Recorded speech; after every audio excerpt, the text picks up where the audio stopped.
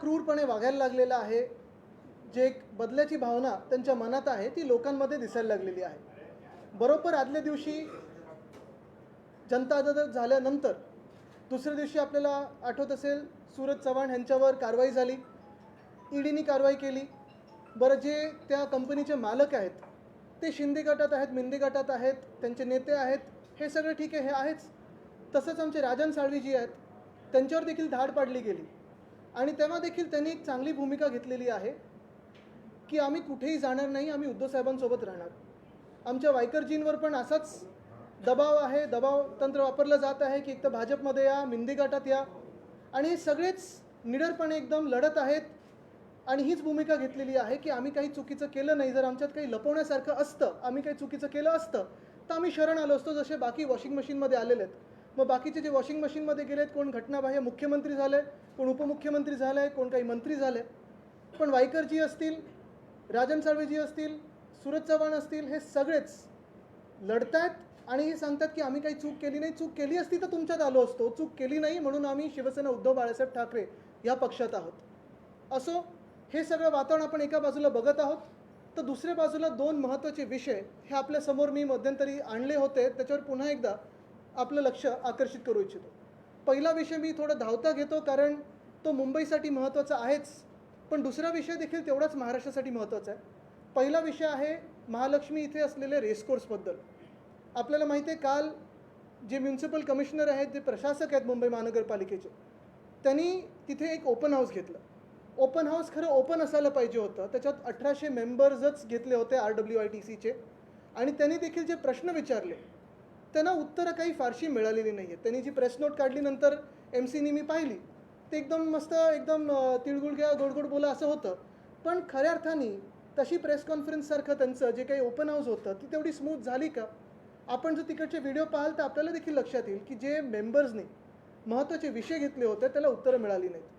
मी परत एकदा आपल्याला सांगतो की जर RWITC ह्या कमिटीनी जर पुन्हा एकदा ह्या रेसकोर्सच्या जागेसाठी विभागणी आहे ती मान्य केली तर आम्ही RWITCच्या देखील ॲक्टिव्हिटी तिथे होऊ देणार नाही, त्याला आम्ही डिसरप्ट करू, तिथे आम्ही गोंधळ घालू. पण मुख्य गोष्ट हीच आहे, माझ्या मागण्या ह्या स्पष्ट आहेत. थीम पार्क आम्ही पण सांगितलं होतं, आमचं थीम पार्क म्हणजे एकसुद्धा कन्स्ट्रक्शन न करता अंडरग्राऊंड किंवा ओव्हरग्राऊंड आम्ही तिथे लँडस्केपिंग, मोकळी मैदानं करणार होतो. आणि ज्या ॲक्टिव्हिटीज आत्ता मग रेसकोर्सच्या असतील, ARCच्या असतील, त्या तशाच्या तशा चालू दिल्या असत्या. पण आत्ता अजून स्पष्टीकरण जे आपल्याला म्युन्सिपल कमिशनर ह्यांच्याकडून पाहिजे ते हे आहे की मुंबईकरांचा तुम्ही 100 कोटीचा पैसा हा तिकडच्या तबेल्यांवर वापरणार का? कारण आमचे 100 कोटी, ह्या मुंबईचे 100 कोटी तबेल्यांवर वापरण्यापेक्षा मुंबईच्या हितासाठी वापरा. ते तबेले आहेत RWITCचे, ते 100 काय 1000 कोटी देखील खर्च करू शकतात, अशी त्यांची तिथे तयारी आहे. दुसरी गोष्ट म्हणजे तिकडे जे काही थोडे इलिगल स्लम्स किंवा हटमेंट्स असतील, त्यांनी सांगितलेलं आहे की आम्ही ॲडिशनल FSI हा बाजूच्या एका SRAला देऊ, म्हणजे परत बोज येणार मुंबईकरांवर. कशाला आपल्या पैशातून त्यांना ॲडिशनल FSI द्यायचा आहे? तुम्हाला SRA तिथे का करायची आहे? तिसरी गोष्ट म्हणजे त्यांनी सांगितलेलं आहे की आम्ही आता अंडरग्राऊंड पार्किंग करू, म्हणजे वरती त्यांनी थोडं एक चांगली गोष्ट आहे की मुंबईकरांनी दबाव टाकल्यानंतर, मी जेव्हा हा विषय पहिला मुंबईसमोर आणल्यानंतर सगळे जे ग्रुप्स बनलेत, व्हॉट्सॲप ग्रुप असेल, पेटिशन झालेत, आपण देखील मीडियाच्या माध्यमातून जेव्हा एक दबावतंत्र वापरलं, त्यानंतर MCनी थोडं आता 2 पावलं मागे घेतली आहेत.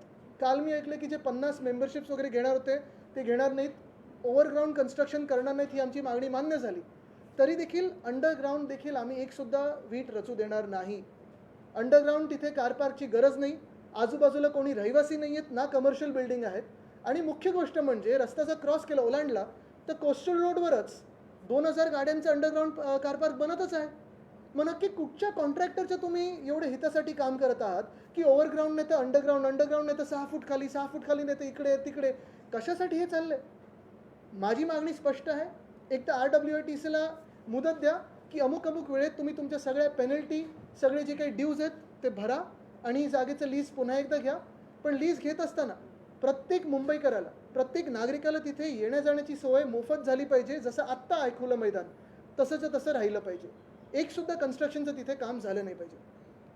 दुसरी गोष्ट किंवा दुसरा विषय जो आता मला आपल्यासमोर आणायचा आहे, तो मला वाटतं आपल्या सर्वांचा आवडीचा आणि आपल्यापेक्षा आवडीचा जास्ती जो आहे तो म्हणजे घटनाबाह्य मुख्यमंत्र्यांचा परदेशी दौरे.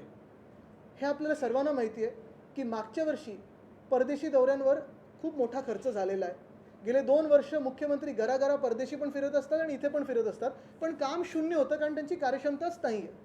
मुख्य गोष्ट अशी आहे की गेल्या वर्षी आपल्याला आठवत असेल डॅवॉस दौऱ्यामध्ये साधारणपणे 40 खोक्यांचा खर्च झाला, 40 कोटीचा खर्च झाला आणि त्यातून निष्पन्न शून्य. आत्ता पण जी माझ्याकडे माहिती आहे त्याच्यातून जे काही मागच्या वेळी आपल्याला आठवत असतील जे करार झाले होते त्याच्यातून काही काही करार जे आहेत, जसं चंद्रपूर इथे न्यू एरा क्लीनटेक 20,000 कोटीचं येणार होतं, पुढे काय झालं अजूनही माहीत नाही. बर्कशायर हॅथवे अँड ICP साधारणपणे 32,000 कोटीचं गुंतवणूक होती, पुढे काय झालं अजूनही माहीत नाही. फॉरेन डेटा सेंटर कंपनी 12,000 कोटीची गुंतवणूक होती, पुढे काय झालं अजूनही माहीत नाही. हॅन्स इन्फ्रा 4,000 कोटी, ग्रीनको एनर्जी 12,000 कोटी, ट्रायटन EV रत्नागिरीत येणार होती 800 कोटीची आणि वाबियो नावाची एक कंपनी होती 1,600 कोटीची. ह्याच्यात पुढे काही झालेलं नाही अशी माझी तरी माहिती आहे. जर दुसरी काही माहिती असेल तर उद्योगमंत्र्यांनी समोर यावं आणि फोटोसहित, व्हाईट पेपर दाखवणं, ब्लॅक पेपर दाखवणं हे सगळे वेगळे वेगळे रंगाचे पेपर नाही आता चालणार. फोटोसहित काय पुढे कारवाई ह्याच्यावर झालेली आहे ते आम्हाला त्यांनी दाखवलं पाहिजे. कुठे वीट रचलेली आहे, कुठे काम सुरू झालेलं आहे. कारण 1 वर्ष होऊन गेलं, 28 तासात 40 कोटी खर्च झालेला आहे, काम शून्य झालेलं आहे मागच्या वर्षी. आणि तसंच ह्या वर्षी देखील जर आपण पाहायला गेलं, आपण 2 दिवस थांबलो होतो दौरा पूर्ण होण्यासाठी. आता दौरा पूर्ण झालेला आहे. 1.5 दिवसच, म्हणजे जवळपास मागच्या वर्षी जेवढं गेले 1.5 दिवस 28-30 तास, तेवढेच तास हे घटनाबाह्य मुख्यमंत्री डॅवॉसच्या सुट्टीवर गेले होते. मुख्य गोष्ट ही आहे की त्या दिवशी पण मी जाहीर केलं होतं की 50 लोकही सोबत जाणार आहेत. हा बघा, मुख्यमंत्र्यांच्या आयुष्यात 50 किंवा 40 हा आकडा खूप महत्त्वाचा आहे. ह्यावेळी खोके किती खर्च झाले ह्याचा अंदाज आपण लावू, पण ह्यावेळी जेव्हा 50 लोक मी बोललो, 7-8 लोक कमी केले, पण 40 लोकांची टोळी जसे गुवाहाटीला वगैरे नेली होती तशीच 40 लोकांची टोळी ह्यांनी तिथे आता डॅवॉसला नेली होती. आता ह्याच्यात काही पत्रकार असतील, ह्याच्यात काही 2-3 दलाल होते वेगळे वेगळे, ह्याच्यात अधिकारी होते आणि MIDCला असं ठणकून सांगितलं होतं की 20 कोटीच्या वर खर्च दाखवायचा नाही आहे. हे ठरल्यानंतर MIDCनी 20 कोटीच्या खर्चाप्रमाणे जी काही लोकं न्यायची होती ती नेली असतील, पण ह्याच सोबत MMRDA असेल, महाप्रीत असेल, अजून 1-2 संस्था आहेत, ह्या संस्थेनी स्वतःचा खर्च आता दाखवायचं प्रावधान थोडं केलेलं आहे, ते थोडे प्रयत्न करत आहेत. पण मूळ प्रश्न हाच राहतो की हा खर्च नक्की कोणाचा आहे? MMRDAचे पैसे कोणाचे आहेत? महाप्रीतचे पैसे कोणाचे आहेत? ते काही स्वतःच्या खिशातून तर जात नाही आहेत, स्वतःच्या पगारातून जात नाही आहेत. हे पैसे महाराष्ट्राच्या तिजोरीतून जात आहेत, म्हणजे तुमच्या आमच्या टॅक्स पेयर्सच्या खिशातून जात आहेत. बरं, हे सगळं केल्यानंतर, एवढा सगळा खर्च, 40 लोक ही पूर्ण फौजफाटा नेल्यानंतर केलं काय तिथे मुख्यमंत्र्यांनी? मुख्य गोष्ट जर आपण पाहिली तर जे उद्योगपती त्यांना खरं तर इथे भेटायला पाहिजे होते त्यांचीच भेट त्यांनी तिथे घेतलेली आहे. जे सगळे 3.5 लाख कोटी वगैरे करार, आज मला वाटतं काही ठिकाणी फटाके फुटले, होर्डिंग्स लागलेत, कोणी स्वागत केलं, हे सगळं दाखवायला लागतं त्यांना. कारण मूळ गोष्ट अशी आहे की तिथे जाऊन काम हे शून्य झालेलं आहे. डॅवॉसची संकल्पना जर तुम्हाला सांगायची झाली तर डॅवॉसमध्ये वर्ल्ड इकॉनॉमिक फोरमचं जे समिट असतं तिथे वेगळ्या वेगळ्या विषयांवर चर्चा होत असते, राऊंड टेबल कॉन्फरन्सेस असतात, भेटीगाठी होत असतात. आता मुख्य गोष्ट म्हणजे, हा काही आमचा मोठेपणा नाही, पण महाविकास आघाडीचं सरकार असताना जेव्हा मी मंत्री म्हणून, एक साधा मंत्री म्हणून तिथे गेलो होतो, तेव्हा जे वर्ल्ड इकॉनॉमिक फोरमचं काँग्रेस सेंटर म्हणतात त्याला, सगळ्यात म्हणजे त्याला आपण जसं सगळ्यात महत्त्वाची जागा म्हणू, वास्तू म्हणून ती जागा, तिथे मला मंत्री म्हणून 3 ठिकाणी बोलायला संधी मिळाली होती. आत्ताचे जे मुख्यमंत्री आहेत मला कळतं, मी सगळे फोटोज वगैरे त्यांचे ऑनलाईन बघितले, एकसुद्धा फोटो किंवा एकसुद्धा माहिती अशी नाही आहे की ह्या घटनाबाह्य मुख्यमंत्र्यांनी त्या काँग्रेस सेंटरमध्ये जाऊन काही बोलून आलेत. कदाचित त्यांना असं वाटलं असेल, नाव काँग्रेस आहे तर भाजपाची परवानगी घ्यायला पाहिजे की काय, असं वाटूही शकतं त्यांना, कारण काय ते तसा खूप विचार करत असतात वेगळा वेगळा. पण मुख्य गोष्ट हीच आहे की जर तुम्ही तिथे काँग्रेस सेंटरमध्ये जाऊन महाराष्ट्राची भूमिका काय ही सांगू शकला नाहीत, तिथे वेगळ्या वेगळ्या प्लॅटफॉर्मवर जाऊन कृषी क्षेत्र असेल, पाणी असेल, इतर काही ग्रामविकास असेल, ह्या क्षेत्रावर जाऊन चर्चा करू शकला नाहीत, तिथे जाताना स्वतःची 40 लोकांची टोळी तुम्ही नेली, पण मित्रपक्षांमधून जी महत्त्वाची खात्यांची मंत्री आहेत, मग नगरविकास तर स्वतःकडे आहे, पण ग्रामविकास असेल, ऊर्जा असेल, पाण्याचं काही असेल, कृषीचं काही असेल, कोणालाच तुम्ही नेऊ शकला नाहीत. मूळ गोष्ट हीच आहे की जे MOUs तुम्हाला सही करायचे होते, इतर स्पष्ट गोष्ट आणि सत्य गोष्ट ही आहे की जे MOUs सही झालेले आहेत, ज्याच्यावर सही केले आत्ता, काही काही MOUs आपण पाहिलं असेल, जसं एक ह्युंडाई नावाची कंपनी आहे किंवा एक ज्वेलरीचं एक काहीतरी मोठं बोर्स येतं आहे, हे आमच्या वेळी देखील त्यांची चर्चा झाली होती, मध्यंतरीच्या काळात उपमुख्यमंत्री महोदय देवेंद्र फडणवीसजी यांच्यासोबत देखील चर्चा झाली, पण हे सगळे MOUs त्यांनी 1 वर्ष खोळंबून ठेवले आणि तिथे जाऊन हे सही करून आलेले. गंमत अशी आहे की मागच्या वर्षीचे जे कमिटमेंट्स होते, म्हणजे वर्ल्ड इकॉनॉमिक फोरम बरोबर त्यांनी काही प्लॅटफॉर्म पार्टनरशिप केल्या होत्या. प्लॅटफॉर्म पार्टनरशिप म्हणजे काय, की वर्ल्ड इकॉनॉमिक फोरमचे जे एक्सपर्ट्स आहेत, तज्ज्ञ मंडळी आहेत, त्यांच्यासोबत एक करार केला होता की कृषी क्षेत्र असेल, 1-2 अजून वेगळ्या क्षेत्रांवर आम्ही सतत तुमच्याबरोबर एक भेटीगाठी करत राहू आणि महाराष्ट्रासाठी जे हिताचं आहे ते करू. 5 कोटीहून जास्ती त्याच्यावर खर्च झाला आहे, पण ह्या गेल्या पूर्ण एका वर्षात एक सुद्धा बैठक त्यांच्याबरोबर ना या मुख्यमंत्र्यांनी मागितलेली आहे, ना आता डॅवॉसला जाऊन पण त्यांनी काही तिथे भेटीगाठी याच्यावर केलेल्या आहेत. म्हणजे याचा अर्थ एवढाच घ्यायचा की ह्या घटनाबाह्य मुख्यमंत्र्यांना बर्फात जाऊन खेळायचं होतं, बाहेरची राज्य, बाहेरचे डोंगर झाडी पाहायची होते आणि सुट्टी घ्यायची होती. कारण एवढा जो खर्च त्यांनी केला आहे, तेवढाच जर खर्च त्यांनी आपल्या महाराष्ट्रात केला असतं तर डॅवॉसपेक्षा जे अनेक पटीने मोठं त्यांचं स्वतःचं आता विकत घेतलेलं जे गाव आहे, जिथे 2 हेलिपॅड्स आहेत, तिथे या सगळ्या मंडळीला आणलं असतं तर महाराष्ट्राचा काहीतरी फायदा तरी झाला असता. पण आज आपण पाहतोय एक दुर्दैवी गोष्ट अशी झालेली आहे की एका बाजूला व्हायब्रंट गुजरात नावाचं आत्ता समिट होऊन गेलं. किती कमवलं गुजरातने त्याच्यात, किती MOUs झाले त्याच्यात, 26 लाख कोटी एवढे MOUs तिथे झालेले आहेत. 26 लाख कोटी एवढ्या पूर्ण रकमेचे MOUs झालेले आहेत. तसंच जर आपण पाहायला गेलं त्याच वेळेला हिम्मत करून तामिळनाडू ह्या राज्याने देखील स्वतःचं एक समिट घेतलं होतं. 6.5 लाख कोटीची गुंतवणूक ते त्यांच्या राज्यात आणू शकले. पण आज आपण पाहतोय की महाराष्ट्र, मॅग्नेटिक महाराष्ट्र ना मागच्या वर्षी झालेलं आहे ना ह्या वर्षी झालेलं आहे. आमच्या वेळी कोविडच्या काळात देखील 2020मध्ये, जूनच्या 2020मध्ये आपण पाहिलं असेल, ह्याच हॉलमधून उद्धव साहेबांनी ऑनलाईन बैठक घेतली होती. पण आपल्या राज्यात गेल्या 2 वर्षात, आमच्या महाविकास आघाडीच्या 2 वर्षात अनेकदा मॅग्नेटिक महाराष्ट्राचे कार्यक्रम झाले, गुंतवणूक आपण आणू शकलो. पण वेदांता फॉक्सकॉनपेक्षा मोठा प्रोजेक्ट आलेला नाही आहे. 3.5 लाख कोटीची गुंतवणूक आहे. ते सगळे MOUs खोळंबून तिथे एका ठिकाणी डॅवॉसला दाखवले, जे खरं इथे बी साईन करू शकत होते. आणि सगळ्यात धक्कादायक गोष्ट अशी आहे की जेव्हा आम्ही विचारलं की ह्या 50 लोकांना MEAचा क्लिअरन्स आहे का, तर आपण पाहिलं असेल, मला आपल्यातूनच कोणीतरी तिथे दिल्लीमध्ये विचारलं होतं की क्लिअरन्स आहे का, तर MEAने पूर्ण काही उत्तर दिलेलं नाही आहे. पण जे उद्योग मंत्री महोदय आहेत त्यांनी सांगितलं काही लोक स्वखर्चाने येतात, प्रायव्हेट व्हिजिटवर येतात आणि त्यांची नावं आम्ही नंतर जाहीर करू. त्या दिवशी देखील चॅलेंज दिलं मी, आज पण त्यांना चॅलेंज देतोय, स्वखर्चाने येणारे महाशय कोण कोण आहेत, त्यांनी MEAचा क्लिअरन्स घेतला होता का, त्यांचं डायव्हर्समध्ये पद आणि जबाबदारी काय होती ही आपण आम्हाला सांगावी. आणि हेच जर पुरेसं नसेल ह्या सगळ्या दौऱ्यांचं, तर आत्ता अजून एक दौऱ्याबद्दल इथे येत असताना, म्हणजे आपल्यासमोर येत असताना मला माहिती मिळालेली आहे. मला जर तुम्ही सांगा तर एवढे वर्ष आपण रिपोर्टिंग करताय, कधी आपण एखाद्या खासदाराला डेलिगेशन लीड करताना बघितलंय का, जे मंत्री महोदयांनी खरं करायला पाहिजे. नगरविकास मंत्र्यांचं काम आहे, ते खासदार करतायत. हे फोटोज आहेत, हे नेदरलँडला आत्ता गेलेली सगळी ही टीम आहे. आता यांनी जॅकेट कुठचं घातलंय, कुठच्या कंपनीचं घातलंय, त्याच्यात जाऊ दे, त्या खर्चात जात नाही मी. पण महत्त्वाची गोष्ट म्हणजे officials from Brihan Mumbai municipal corporation, Thane municipal corporation, Kalyan Dombivli municipal corporation and the MMRD led by अमुक अमुक MP. आता ते MP कोण आहेत, मुख्यमंत्र्यांची नातेवाईक आहेत असतात ना. म्हणजे मला तुम्ही सांगा, नातेवाईक आहेत हा वंशवाद आहे की ह्याच्यात काही वाद आहे, हे पहिलं आपलं स्पष्ट करावं, कारण वंशवादावर यांचा खूप प्रॉब्लेम आहे भाजपाचा.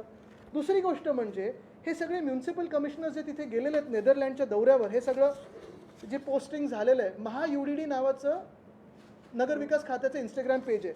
ज्यावेळी मी हे पाहिलं तेव्हा 5 लाईक होते त्याला, 5मधून 1 लाईक MahaUDD स्वतःचंच होतं.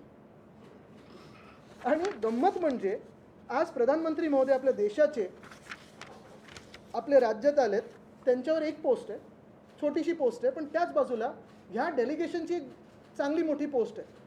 म्हणजे नक्की महत्त्व कोणाला देतात. आणि मुद्दा हाच राहतो की MEAने, पुन्हा एकदा मी विचारतो, आणि आपल्या राज्य सरकारने असं काही नवीन प्रावधान काढलं आहे का, नवीन काही घटनेत बदल केला आहे का, की एक खासदार असे जाऊ शकतात 5 किंवा 6 म्युन्सिपल कमिशनर्सनं घेऊन राज्याच्या वतीने आणि एका खात्याच्या वतीने.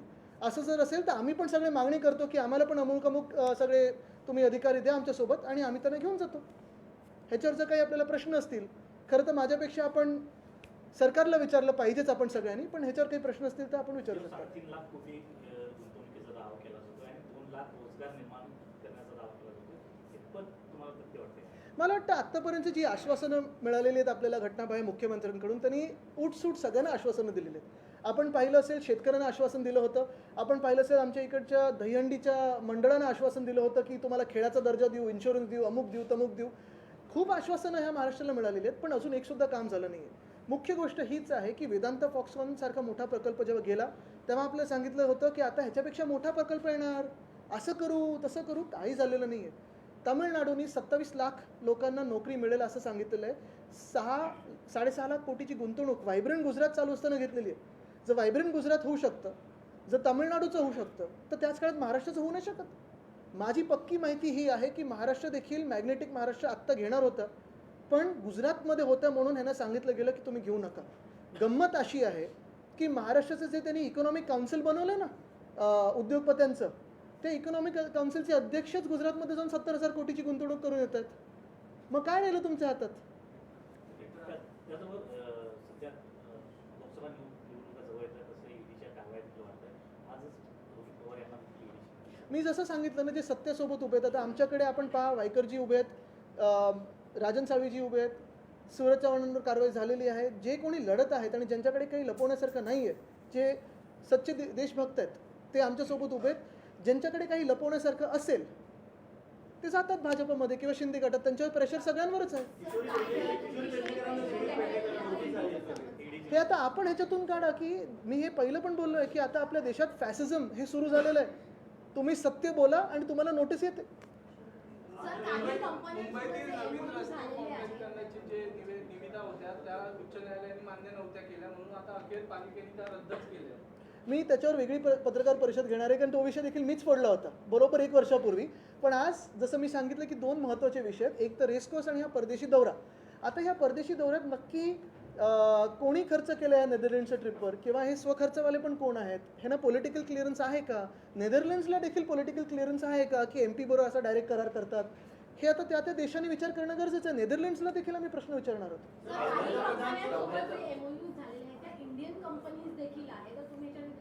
नक्कीच. आता तेच मी सांगितलं की खरं तर ह्या सगळ्या कंपन्या म्हणजे डॅवोस हा असा एक प्रकार आहे. आम्ही पण तिथे गेलो होतो की नुसतं करार करण्यासाठी तिथे कोणी जात नाही. अनेक वेगळ्या वेगळ्या देशांशी भेटीगाठी होतात, वेगळ्या वेगळ्या प्लॅटफॉर्म्सवर चर्चा होते. त्या चर्चेत तुम्ही सहभागी झालं पाहिजे. जसं काँग्रेस सेंटर, मी परत एकदा सांगतो, काँग्रेस सेंटर तिकडची मुख्य जागा आहे, मुख्य वास्तू आहे. त्याच्यात जाऊन जर घटनाबाह्य मुख्यमंत्री बोललेच नसतील तर डॅवोसला तरी जाण्यात काय अर्थ होता? तुम्ही गुवाहाटीत करू शकला असतात हे, किंवा अहमदाबादला करू शकला असतात. करार तर तुम्ही तिथेही जाऊन करू शकला असतात. दौऱ्याचा इश्यू मागणारे सत्तेबाहेर माशासारखे तडफडतायत असं मुख्यमंत्री म्हणते. तुम्ही ज्या पद्धतीने टीका करता त्यावरती त्यांनी उत्तर दिलं. मला वाटतं त्यांनी निर्लज्जपणा थोडा बाजूला ठेवावा आणि जे काही उत्तरं त्यांनी महाराष्ट्राला देणं गरजेचं आहे ती द्यावीत. कारण हा पैसा जनतेचा आहे. 50 खोके त्यांनी ज्यांना दिलेले आहेत, कदाचित त्यांनी कुठून काढले मला माहीत नाही. पण पुन्हा एकदा मी सांगतो, जसं आम्ही जनताची अदालत घेतली होती, चला आज मी परत एकदा या घटनाबाह्य मुख्यमंत्र्यांना चॅलेंज देतोय. उद्योग खात्यावर त्यांनी माझ्यासोबत एकटं बसावं किंवा पूर्ण खात्यासोबत बसावं. मी एकटं बसीन, प्रेससमोर एकदा होऊन जाऊ दे. त्याच्यात Vedanta Foxconn, Airbus Tata, medical device park, bulk drug park, ही वर्ल्ड कप फायनल जी गेलेली आहे, अजून काय काय फिल्मफेअर गेलेलं आहे, आणि आत्ता हे जे करार झालेत, चर्चा करूया ना. मागच्या वर्षीचे करार, डॅवोसची त्यांची जी गंमत दौरा होता आणि आत्ताचा करू. पण मी त्यांना चॅलेंज देतोय, जर त्यांना एवढं वाटत असेल की आम्ही सत्तेच्या बाहेर तडफडत आहोत, होय आम्ही महाराष्ट्रासाठी तडफडत आहोत, आणि जर त्यांना हिंमत असेल तर माझ्यासोबत त्यांनी एका मंचावर यावं आणि प्रेससमोर बसावं. नाही, मुख्य गोष्ट हीच आहे. मी आपल्याला आत्ता जी कंपन्यांची नावं वाचून दाखवली, त्यांचं पुढे काय झालं. आणि परत मी एकदा विचारतो की भाजपला हे सगळं कसं चालतंय. म्हणजे एका बाजूला भाजप 2014ला आम्ही त्यांच्यासोबत जेव्हा होतो तेव्हा सांगत होतात की भ्रष्टाचाराच्या विरोधात आहोत, परदेशी दौरे जे असे उठसूट निघतात त्याच्या विरोधात आहोत, आम्ही देशात अच्छे दिन आणणार. पण आज आपण पाहतोय की जे भाजप प्रणित खोके सरकार आहे, इथे पैशाची उधळपट्टी सुरू आहे. रेसकोर्ससारखी जागा ही पूर्ण घशात टाकण्याचा प्रयत्न बिल्डरांच्या. अंडरग्राऊंड कार पार्क हे एक निमित्त आहे. पण हे भाजपला देखील पटतंय का? त्यांच्या इकडच्या स्थानिक आमदारांना पटतंय का? हा मी त्यांना सवाल करतोय. अशोक गहलोत टार्गेट केलं जाते, त्यांच्यावर ईडी असेल त्याचा ससेमिरा लावला जातो. याच अनुषंगाने जे आहे ठाकरेंना नामोहरण करण्याचा किंवा ठाकरे ब्रँड संपवण्याचा प्रयत्न केला जातोय का भाजपकडून असेल किंवा महायुती सरकार? आपण पाहिलं असेल की सरकार पाडणं 50 खोके देऊन असेल, किंवा जे काही उद्धव साहेबांच्या पाठीत जसं त्यांनी खंजीर खुपसला आणि आत्ता जे महाराष्ट्रात गोंधळाचं वातावरण निर्माण केलं, 2 पक्ष फोडलेत, एक परिवार फोडलाय, काहींवर आरोप करून घेतलंय कोणाला मुख्यमंत्री बनवले, कोणा मंत्री बनवले, कोणा उपमुख्यमंत्री बनवले. भाजपला ह्याच्यातून नक्की काय साध्य झालं आणि महाराष्ट्राला ह्याच्यातून काय मिळालं, हा एक प्रश्न राहतोच. अशोक गेहलोत आले होते, काय कौटुंबिक भेट की झाली? हो, कौटुंबिक भेट. परंतु राजकीय चर्चा देखील नाही नाही, आम्ही जेव्हा राजस्थानला जातो तेव्हा त्यांच्याशी भेट घेतो. हिंदी में जाना चाहेंगे पहले शरद चौहान और अब किशोरी पेडणे के रोहित पवार को भी ईडी का वो डायवोर्स नहीं गए थे. पहला विषय था ना अपना जी. पहला विषय सूरज चौहान को था ईडी एक्टिव मोड में दिख रही है क्यों इतने बिल्कुल, ईडी ये एक एनडीए का एक्टिव हिस्सा है और जैसे हम पहले हुआ करते थे या शिरोमणि दल पहले हुआ करता था या काफ़ी सारे हम जो अन्य पार्टीज थे वो एनडीए में थे, वैसे ही अभी ईडी आईटी सीबीआई है.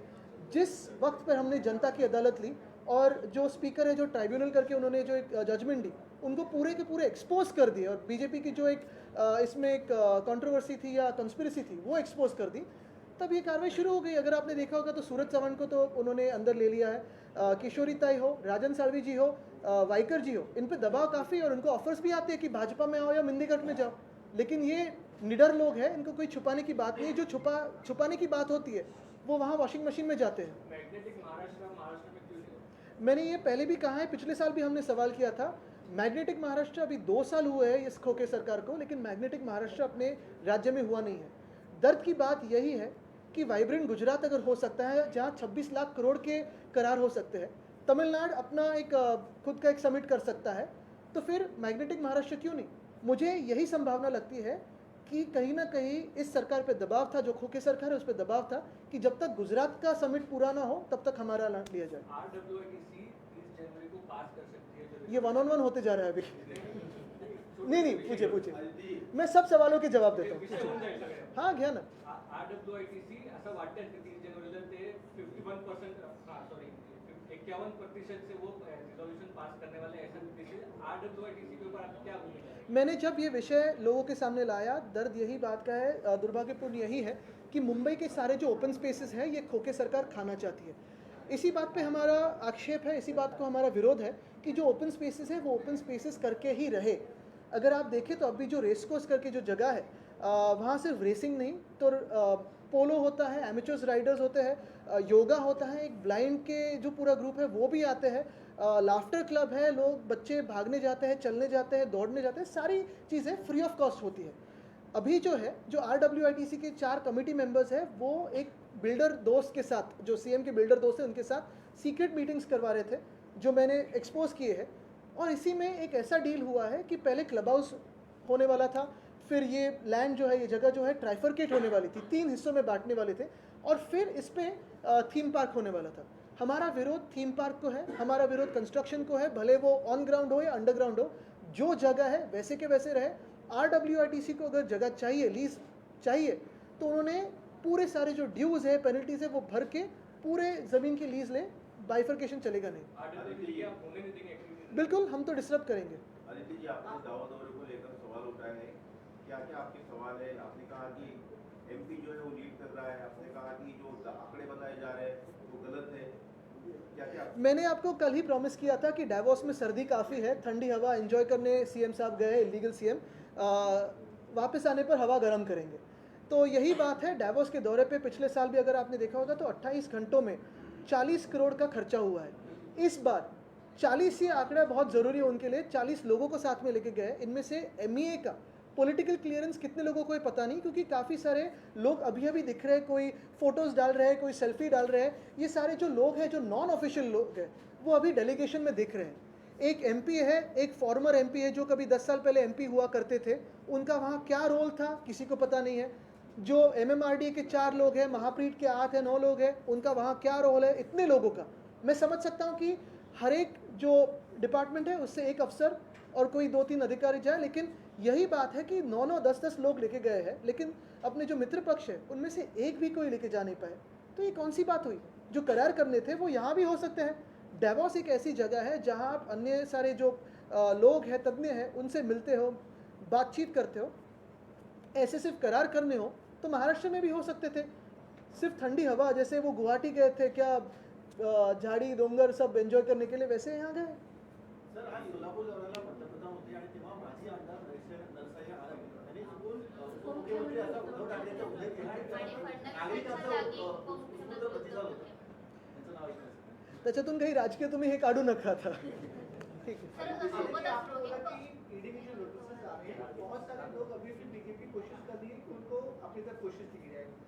कितने नेता है जिनको बीजेपी ने अप्रोच किया, अभी ये भारत सरकार ने अप्रोच किया है, वो नहीं जा रही, इसी वजह से नोटिस दी जा रही है। ये तो आपको हर दिन पता चलता है, हमसे पहले आपको भी पता चलता है, क्योंकि जैसे ही उनकी मंडली आ जाती है महाराष्ट्र में सभी को पता चलता है।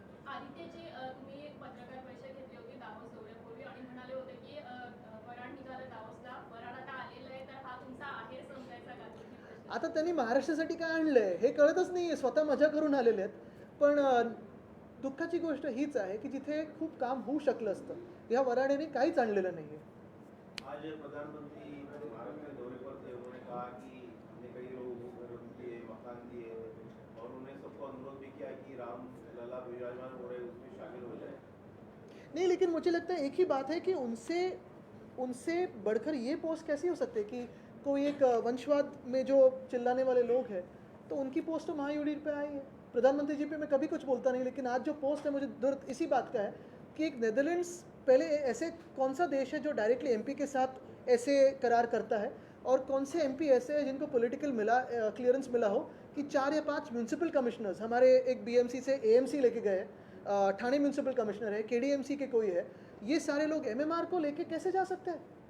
और ये तो एक मंत्री जाने चाहिए इस पे. तो आदित्यजी, मुंबई महानगरपालिकेचा बजेट जो आहे तो येणार आहे एप्रिलमध्ये, दुसरं वर्ष आहे ज्यावेळेला नगरसेवक नसणार आहेत. नक्कीच, पण त्याच्यात अजून एक विचार करा की ह्यांच्या सभेसाठी जसं दसऱ्याची सभा झाली होती, जो काही सर्कस त्यांची झाली होती, त्याच्यात 60 लाख त्याचा खर्च हा मुंबई महानगरपालिकेने दिला. म्हणजे पक्षाचा कार्यक्रम आणि मुंबई महानगरपालिका पैसे भरते, म्हणजे तुम्ही आम्ही त्यांच्या सर्कससाठी पैसे भरतोय हे आपण सगळ्यांनी लक्षात ठेवलं पाहिजे. धन्यवाद.